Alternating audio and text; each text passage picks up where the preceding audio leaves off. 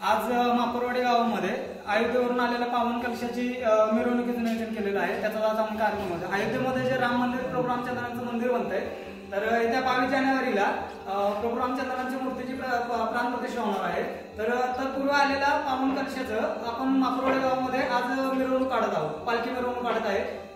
तर आता आम्ही प्रभू रामचंद्रांच्या प्रतिमेचं पूजन केलेलं आहे। गावदेवीचं मंदिर आहे, आमचं अंधरजाई माते मंदिर, अंधरजाई देवी मातेचं मंदिर आहे।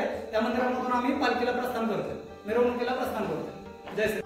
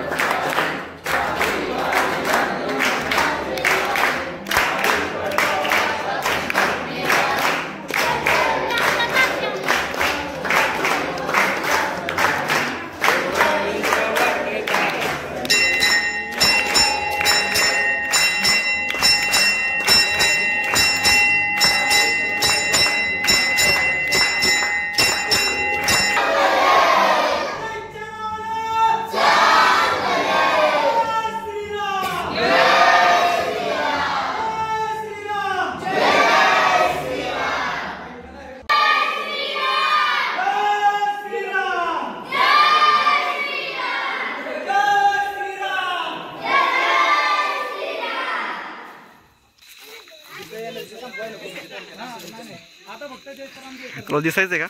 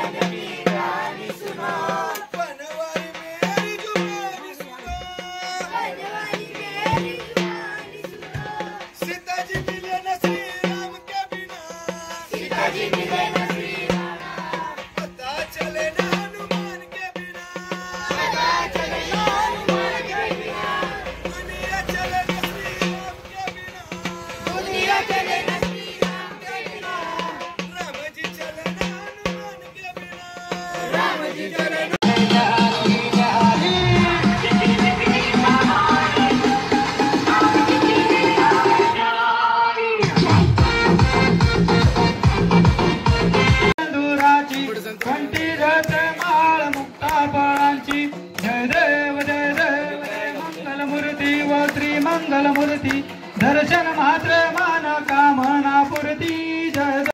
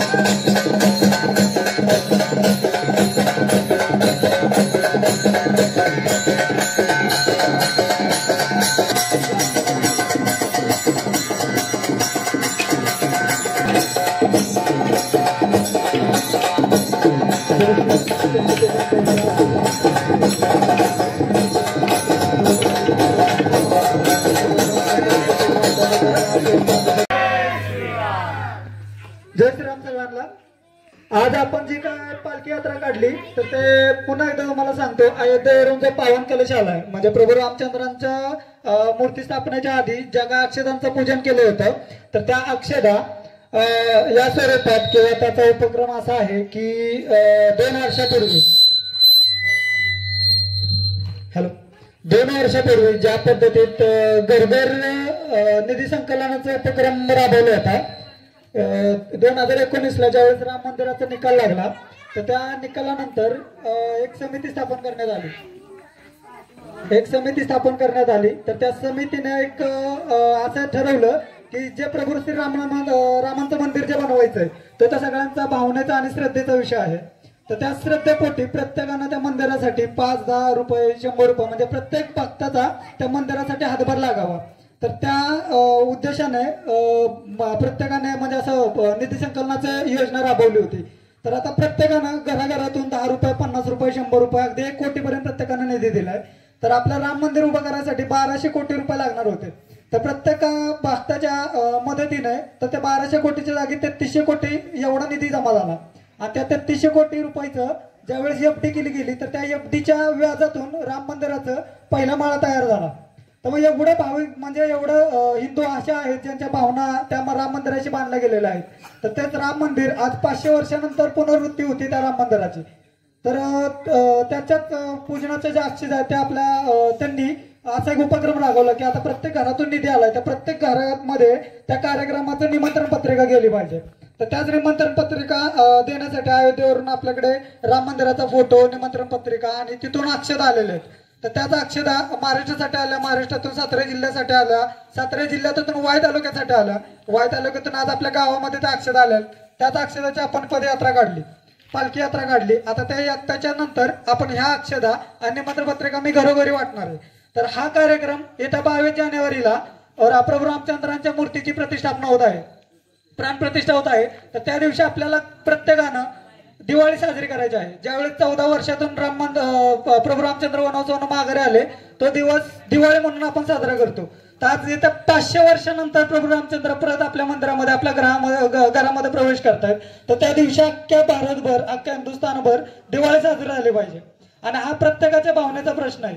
गेले 500 वर्ष झालं, कितीतरी पिढ्या गेल्या, कितीतरी पिढ्या वाट बघताय ते राम मंदिर, कितीतरी संघर्ष झाला, कितीतरी लढाया झाल्या, कितीतरी केसेस चालल्या. त्या केसेसच्या निकालानंतर आज हिंदूंना त्यांचं अस्तित्व माघारी मिळाले. त्या अस्तित्वाचं परत आता पुनरावृत्ती होती. तर आपण सगळ्यांनी त्या दिवशी दिवाळी साजरी करायची. तर 22 तारखेला प्रत्येकानं आपल्या घरी गुढी उभारायची, ध्वज उभारायचे, गोडपोळी पुरणपोळीचं नैवेद्य बनवायचं आहे. आपण गावामध्ये आहे ना मंदिर सजवणार आहेत, सगळे मंदिरं गावातली सजवणार आहे आपण. त्या दिवशी मंदिरासुद्धा गुढी ध्वज मोठा उभा करणार आहे. त्याच्यानंतर गावामध्ये आमचं सगळ्यांचं नियोजन चाललंय की कीर्तनाचा कार्यक्रम आम्ही आयोजन करताय. तर प्रत्येकानं या कार्यक्रमासाठी थोडाफार हातभार लावावा. जसं राम मंदिरासाठी प्रत्येकानं 10 रुपये 100 रुपये स्वतःच्या प्रत्येकाच्या परिस्थितीनुसार प्रत्येकानं निधी दिला होता. त्या स्वरूपात आपल्या गावामध्ये पण मोठी दिवाळी साजरी करायची. तर प्रत्येकानं थोडासा फुलाची पाकळी 100, 200, 250, 500 त्याला जे शक्य आहे त्यानं ते निधी करावं. म्हणजे आपल्याला 22 तारखेची जी दिवाळी आहे आपल्याला ती मोठ्या प्रमाणात साजरी करता येईल आपल्याला. आम्ही त्या दिवशी हलगी सुद्धा मी सांगतोय. त्याच्यानंतर आपल्याला कीर्तनाचा कार्यक्रम पण आयोजन करायचं. आपण पूर्ण गावामध्ये सुशोभीकरण करणारे, पताका लावणारे, रांगोळी काढणारे. तर प्रत्येकाचा त्या दिवशी हातभार लागावा. तर या दृष्टिकोनातून आपण केलेला आज कार्यक्रम आहे. त्याच्यानंतर आज कार्यक्रम झाला लाठीकाठीचा.